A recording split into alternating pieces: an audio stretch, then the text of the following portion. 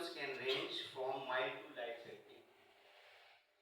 इसमें पेशेंट जो है कफ के साथ भी सिर्फ प्रेजेंट कर सकता है, तो और मतलब मुख्तलिफ सिम्टम्स आ सकते हैं, नींद भी आ सकता है, सारे सिम्टम्स के साथ भी पेशेंट प्रेजेंट कर सकता है, यानी wheezing, breathlessness, chest tightness and coughing ये कंप्लेन करेगा patient. Understanding this asthma is crucial for effective management and improving quality of life for those affected. Common symptom जो पहले हम डिस्कस कर चुके हैं. वीजिंग, वीजिंग क्या है? Whistling sound during breathing specially exhaling, यानी एक्सपायरेटरी वीजिंग. एक्सपायरेशन के दौरान जो साउंड्स प्रोड्यूस होगी उसको हम वीजिंग कहेंगे. दूसरा सिम्टम है shortness of breath, feeling breathless like not getting enough air, chest tightness, pressure or squeezing sensation in the chest, coughing often worse at night, early morning or with exercise. यानी रात में सुबह में ज़्यादा इसके एपिसोड्स होंगे और after exercise. Science on examination, यानी और एग्जामिनेशन में क्या फाइंडिंग्स हमें मिलेंगी जब पेशेंट आता है हमारे पास ओपीडी में, तो उसको हम एग्जामिन करेंगे, तो उसमें आपको एक्सपायरेटरी वीजेस मिलेंगी, जैसे कि पहले डिस्कस हुआ. यानी एक्सपायरेशन के दौरान साउंड जो विस्लिंग साउंड प्रोड्यूस होगी उसको हम वीज कहेंगे, और उसको ऑडिबल ड्यूरिंग एक्सेलेशन.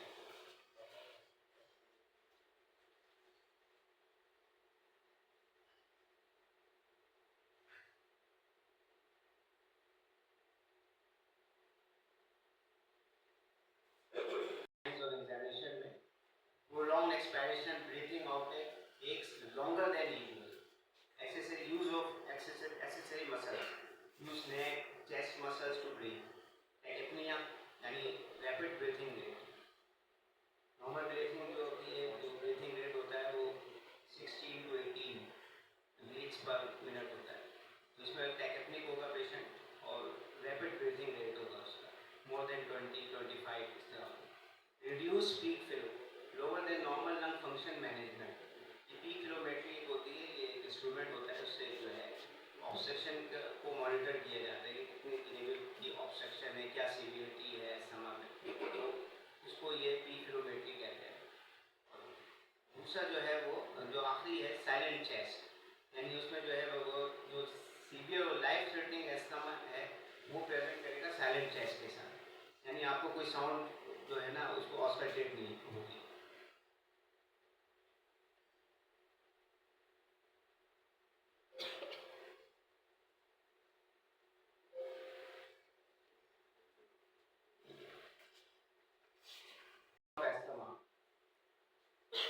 तीन चीज़ें होती हैं इसके अंदर, जो तीन चीज़ें इसमें देखे होंगे. सबसे पहली airway inflammation, eosinophil mast cells and lymphocytes, Th2 lymphocyte release inflammatory mediators like histamine and leukotrienes, causing airway swelling and inflammatory changes I mean. Second one, bronchial hyperresponsiveness, airway become overly sensitive, leading to exaggerated constriction, bronchospasm in response to triggers.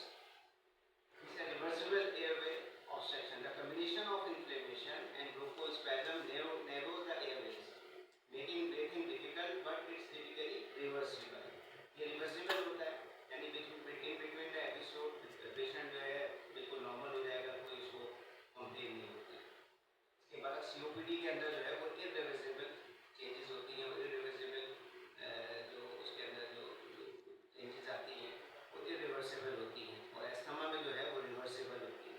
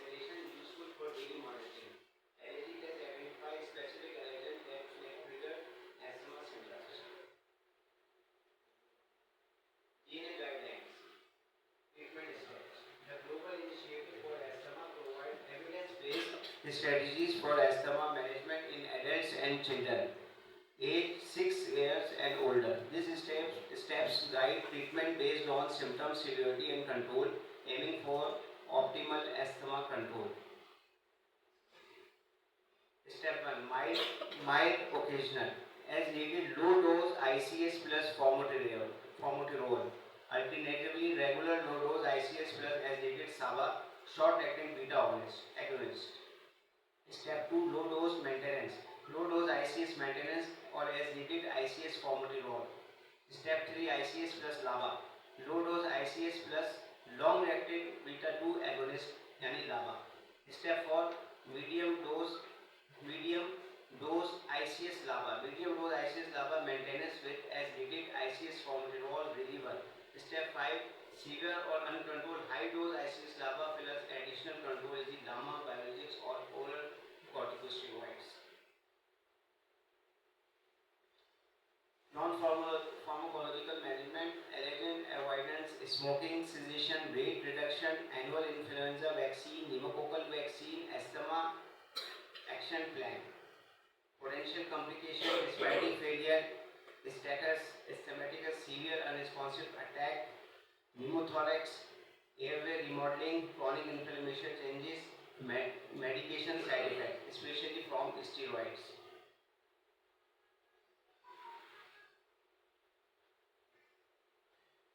Thank you.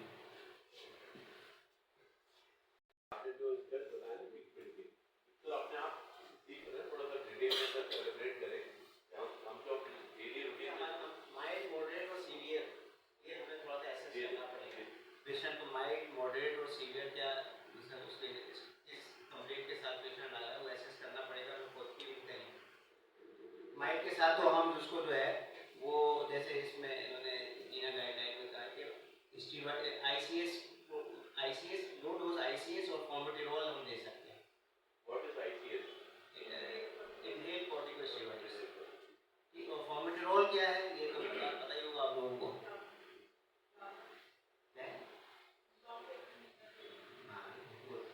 Long acting beta 2 agonist, ये फॉर्मोटेरॉल है। और आपने इसमें सब बता दिया। आपने x ray की फाइंडिंग को कोई डिस्कस नहीं किया। एक्सरे का एक्सरे में यूजुअली कोई फाइंडिंग्स हम या तो आप नेक्स्ट टाइम डिस्कस करेंगे या आप अभी डिस्कस करेंगे। एक्सरे ट्रीटमेंट आप पहले आधे ट्रीटमेंट के बाद डिस्कस करें। एक्सरे का एक्सरे क्या फाइंडिंग होगी? डॉक्टर वाली बात कर पहले एक्सरे में कोई फाइंडिंग्स नहीं होगी। यूजुअली कोई फाइंडिंग्स नहीं होगी। हाँ अगर लॉन्ग टर्म एस्थमा है तो हो सकता है कोई हाइपर इन्फ्लेशन मिल जाए, वरना यूजुअली एस्थमा में एक्सरे में कोई फाइंडिंग्स नहीं होगी।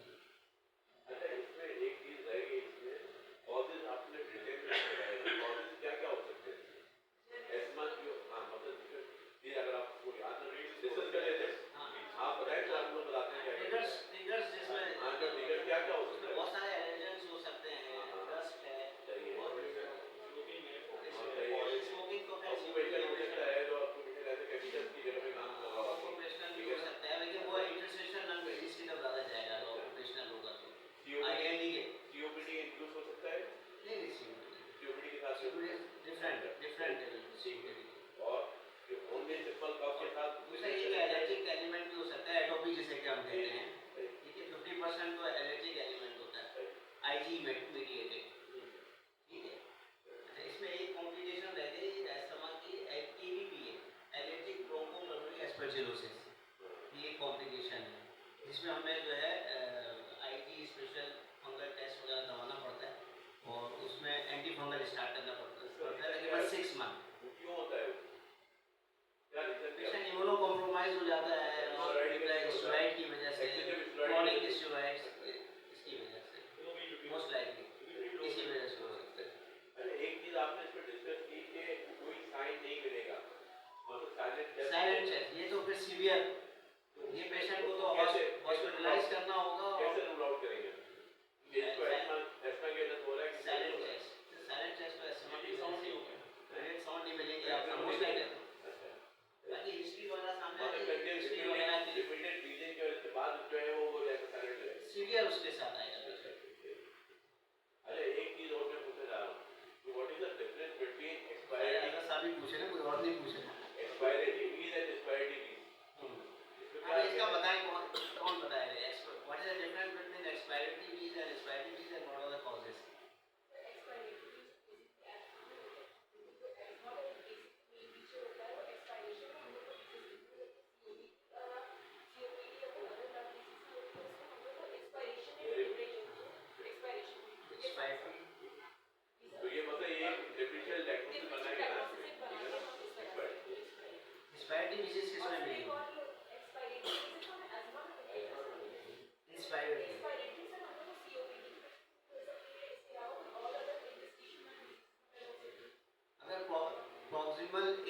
ऑब्स्ट्रक्शन हो तो उसमें हमें इंस्पायरी भी फॉरेन बॉडी की वजह से ट्यूमर की एंडोब्रोंकियल ट्यूमर है उसकी वजह से सीओपीडी में ही मिलेगा सीओपीडी में सीओपीडी में अच्छा सर एक बात ये बताइए कि हम किस तरह से एक asthma का patient को regulate करें?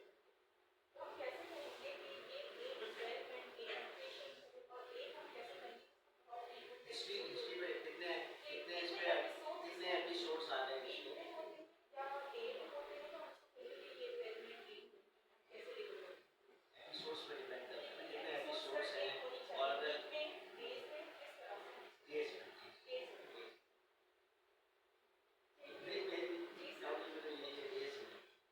इतने दिनों बाद जो है वो उसके अटैक्स आ रहे हैं रिवर्स होके एपिसोड कितने एपिसोड्स आ रहे हैं ये बैक्टीरियल इन्फेक्शन के साथ ये सब आपको जब पेशेंट सीवियर एस्थमा के साथ आएगा तो फिर आपको सारा वर्कअप करना होगा कि भाई ये एक्सिलेटेड बच्चों के हवाले से पूछ रहा हूँ 18 साल से जो छोटे बच्चे हैं वो बैक्टीरियल इन्फेक्शन के साथ अस्थमा आजकल केसेस हो रहे हैं ऐसा है उसमें क्या एस्थमेटिक पेशेंट को is more prone to develop infection pneumonia bacterial infection viral infection इसलिए कहते हैं कि अगर फ्रीक्वेंट एपिसोड्स हैं और मल्टीपल हॉस्पिटलाइजेशन है तो आप वैक्सीनेशन की तरफ भी जाएं इन्फ्लुएंजा वैक्सीन हो गई और न्यूमोकोकल वैक्सीन है फीवर की स्थिति होगी फीवर की अगर कोई फैमिली फीवर के साथ आ रहे तो ज़्यादा वर्कअप भी कराएंगे सीबीसी वगैरह एक्सरे फैमिली हिस्ट्री उसका पूरा खासा नमूनिया के साथ प्रेजेंट ना किया हो तो ये सारी हिस्ट्री मैटर करती है एटोपी के अंदर एटोपी अदरवाइज नहीं है अदरवाइज नहीं एटोपी के अंदर 50% तो एटोपी होता है कोई एज मैटर करती है इसमें नहीं एज में चाइल्डहुड सिंस चाइल्डहुड ये हिस्ट्री में आपको ये अक्सर हिस्ट्री में यही देंगे कि सिंस चाइल्डहुड जो है मुझे सांस की तकलीफ है अच्छा ऐसी कोई 4-5 साल से मुझे सांस की तकलीफ है ऐसा हो सकता है कि बचपन में ना हो बाद में हो जाए बाद में भी हो सकता है बाद में भी हो सकता है ऐसी कोई डिफरेंशियल डायग्नोसिस है ये तो आप लोग बताएं मैं आपसे पूछ रहा हूँ आपको सीओपीडी सीओपीडी है आईएलडी है ये जो कार्डियक अस्थमा होता है इसमें क्या कार्डियक अस्थमा तो फ्लूइड ओवरलोड की वजह से होगा उसमें क्या कार्डियक फेलियर की वजह से क्या क्या उसमें यही कि आपको सिम्टम्स देखने पड़ेंगे ना पेडल एडिमा के साथ पेशेंट ऑर्थोपनिया होगा ये सारी चीज़ें ईसीजी में चेंजेस आएंगी इसमें रोग ईएनटी का कोई रोग है नहीं अगर कार्डियक अस्थमा से आपको रोल करना है आप कंफ्यूज हो रहे हैं तो फिर आप रो बीएनपी करा लें आप कंफ्यूज हो रहे हैं कि भाई देखो खासा कार्डियक ओवर एज पेशेंट है और पेशेंट के अंदर कार्डियक साइंस भी आ रही है तो फिर आप रो बीएनपी भी करवा लें ताकि कार्डियक फेलियर को रूल आउट करने के लिए ट्रीटमेंट गाइड अभी बताई आपने इसके अलावा कोई और ट्रीटमेंट नहीं है कोई नहीं, अभी तो फिलहाल इसी को फॉलो कर रहे हैं लावा और साबा ये कहते हैं दो चीज़ें कि ब्रोंकियल थर्मोप्लास्टी होती है सर्जरी की तरफ ब्रोंकियल थर्मोप्लास्टी है कोई तरह प्रेजेंटेशन में नहीं था कोई नॉलेज में भी नहीं नॉलेज में भी नहीं लिकोट्राइन मॉडिफायर इसमें मास्टर ये अपना माइटिका वगैरह बॉडीलोकास्ट ये सपोर्टिव ट्रीटमेंट है जैसे अमाइनोफाइलिन हो गया डॉक्सोफाइलिन हो गया थोड़ा तो डिटेल में देखिए मैनेजमेंट पूरी ट्रीटमेंट बताए इन लोगों को ना ताकि हम उस पर डालो ना कि इससे बचने के थोड़ा सा बता दें हमारे पास ज़्यादातर जो केसेस आते हैं ना वो माइल्ड टू मॉडरेट आते हैं वो माइल्ड टू मॉडरेट में क्या आ रहा है इसलिए बहुत latest medicine mild to moderate नहीं पता मैडम आपकी आ रहा है तो भाई आप वो चीज़ें ध्यान में रखें एक बीपीआई ठीक है और एक जो है ये जो सपोर्टिव ट्रीटमेंट है बीपीआई में जो फीमेल तो नीचे थी औजा के अंदर प्रिस्क्राइब करते हैं बीपीआई में जो ये है नीचे थी ये सारी से इसके अंदर दो चीज़ें यूज होती हैं कॉम्बिवेयर और टाइरोवेयर जो अपने फॉर्मूला हम भी लिखी हैं आप लोग भी लिखते होंगे ये कॉम्बिवेयर और टाइरोवेयर जो है ना ये माइल्ड टू मॉडरेट केसेस में हम माइल्ड में हम लो डोज देंगे और मॉडरेट टू सीवियर में थोड़ा सा हाई डोज की करते हैं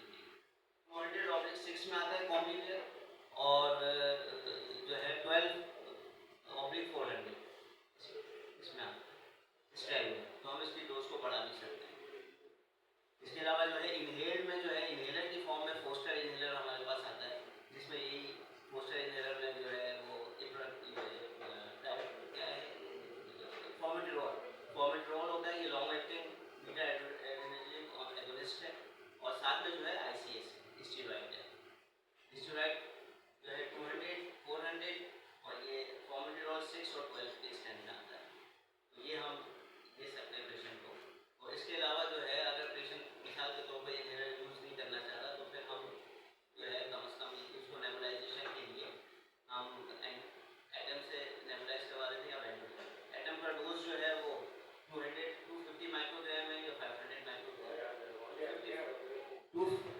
माइक्रोग्राम जो है वो 1 ml और 2 ml अगर देंगे तो 500 माइक्रोग्राम, तो हम 250 से 500 माइक्रोग्राम पर नेबुलाइजेशन हम यूज़ कर सकते हैं। ये एटम की डोज है। और वेंटोलिन जो है वो हाफ सीसी यूज़ होता है। हाफ सीसी में मेरा ख्याल में जो है 2.5 मिलीग्राम होता है। ये ना मैं गलत तो नहीं बोल रहा हूँ, हाफ सीसी में 2.5 मिलीग्राम आता है और 1 सीसी में 5 मिलीग्राम आता है। तो उसको डाइल्यूट करके देंगे क्योंकि ये कार्डियो टॉक्सिक होता है। एटम सेफ साइड पे हम ओपीडी में हम दे रहे हैं, पेशेंट फॉलो अच्छा प्रॉपर नहीं है तो हम एटम से ही दे दो, ज़्यादा बेहतर है। क्या कह रहे हैं वेंटोलिन ऐसा क्या कह रहे हैं, इन्हें ये स्टेरॉइड है, स्टेरॉइड ये कि मॉडरेट टू सीवियर हो तो हम स्टेरॉइड में ऐड करते हैं। लेकिन तो कॉम्बिनेशन में भी मिक्स ही है ना, तो स्टेरॉइड है ना, स्टेरॉइड मिक्स है। आप ऐड कर तो आप सीवियरिटी आप देखिए, आपको एसेस करना है कि पेशेंट को हम कैसे मैनेज।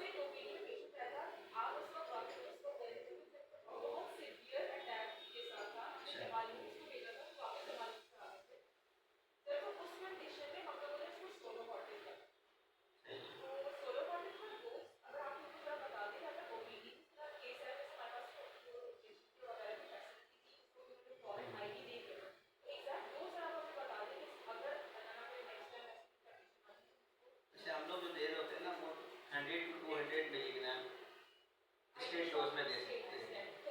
लेकिन अभी जो रिकमेंडेशन आई है वो डेकाड्रॉल की आई है, डेक्सामेथोसोन 4 मिलीग्राम IBOD फॉर 7 डेज। फिर उसको फिर आप ओरल से स्विच कर सकते हैं। प्योर में भी 4 मिलीग्राम देंगे, एक्यूट में भी 4 मिलीग्राम उसके साथ। डॉक्टर साहब बात कर रहे हैं ना, तो ये कह रही है इमरजेंसी में, तो हम क्या आप रिकमेंड करते हैं कि इमरजेंसी में इस तरह के पेशेंट हमारी ओपीडी में सेटअप नहीं इमरजेंसी था ट्रीटमेंट तो डॉक्टर सना जो कह रही है ना हमारी ओपीडी में आया था, किसी और ओपीडी में। नहीं डॉक्टर साहब बात ये है जो इस तरह के केसेस हमारे यहाँ की कॉम्प्लिकेशन होती है, हम लोग क्लिनिक में जो ज़्यादा ना टेकोडन आई में लगा सकते हैं, वो भी अगर उसका बहुत ज़्यादा होगा, बहुत ज़्यादा आपसे कह रहे हैं ना उससे जन्म आ रहा है जो भी आ रहा है, कोशिश करें इंजेक्टेबल की प्रैक्टिस ना रखें, फॉलो उसको ER की तरफ move जी करें। कोशिश करें ओपीडी में ना करें। सफीउल्लाह साहब की तरफ से कोई क्वेश्चन नहीं आया। ये अभी सभी लफ्ज़ आते हैं, पहले मैं तमाम फीमेल डॉक्टर से बात करूँ, ये मतलब गायनी के बारे में डॉक्टर अतिया भी पूछना चाहें आप। बड़ी हमारी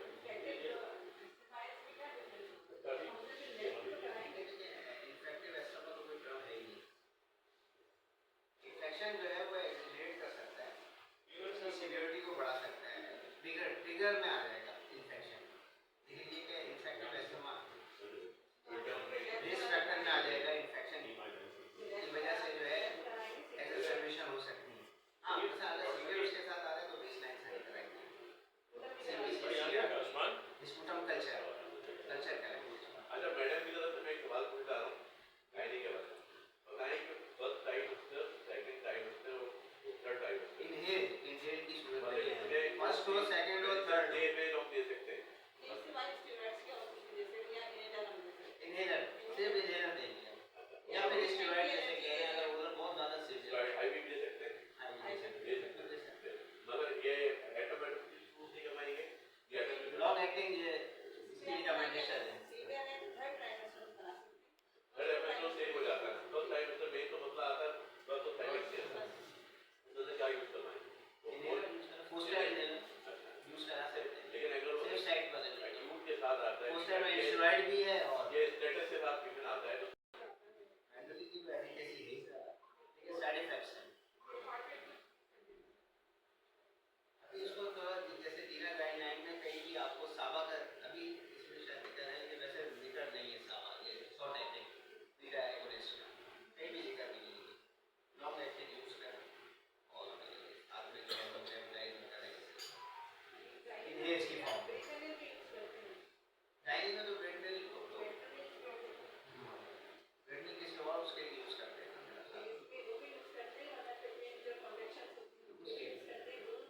दोनों का तो माइनर फाइनेंस ग्रुप जो है, फाइनेंस जो है उसको गाइड फाइन अलग है। हाँ ये से ब्रोंको डायलेटर है, प्रेगनेंसी में यूज कर सकते हैं। अमाइनोफाइलिन नहीं कर सकते, डॉक्सोफाइलिन जब देखना पड़ेगा, मुझे देखना पड़ेगा कंफर्म लेना, ये कार्डियोटॉक्सिक तो नहीं है, प्रेगनेंसी में यूज़ कर सकते हैं कि